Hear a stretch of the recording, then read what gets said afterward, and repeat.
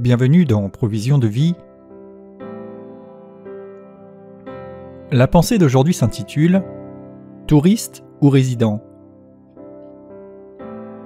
Philippiens 3, verset 20 « Notre cité à nous est dans les cieux, d'où nous attendons aussi comme Sauveur le Seigneur Jésus-Christ. » Cette précision est donnée suite à une mise en garde et un avertissement à ne pas marcher en ennemi de la croix en ne pensant qu'aux choses de la terre, mais plutôt à nous intéresser, nous attacher à notre cité qui est dans les cieux, ou notre citoyenneté. D'autres versions disent « Nous sommes citoyens des cieux ».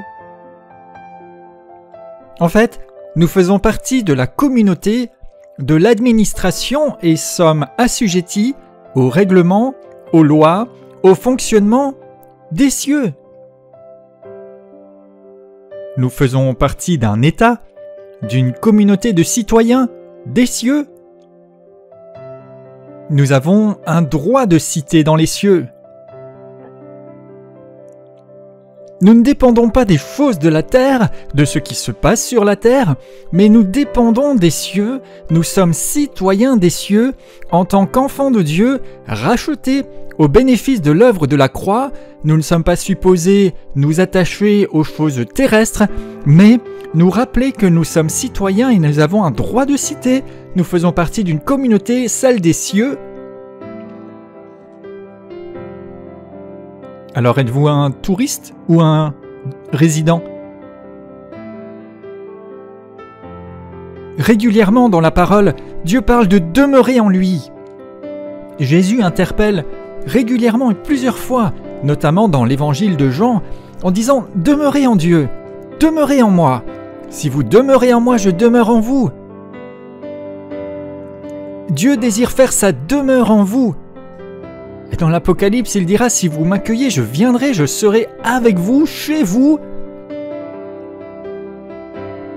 Alors, est-ce que nous nous comportons seulement comme un touriste qui vient de temps en temps passer un moment dans la présence de Dieu, qui de temps en temps s'intéresse à l'administration, au fonctionnement du céleste, comme on observerait le code de la route spécifique à un pays que nous visiterions? Ou fonctionnons-nous vraiment comme des résidents qui appliquent les règles, mais aussi qui sont au bénéfice de la présence et des avantages, si on peut le dire comme ça, du citoyen qui fait partie du royaume? À vous de choisir, mais ne vous attachez plus aux choses de la terre, dépendez de ce qui vient du ciel et vivez dès lors la provision céleste qui surpasse tout. Demeurez en lui, non comme un touriste, mais comme un résident.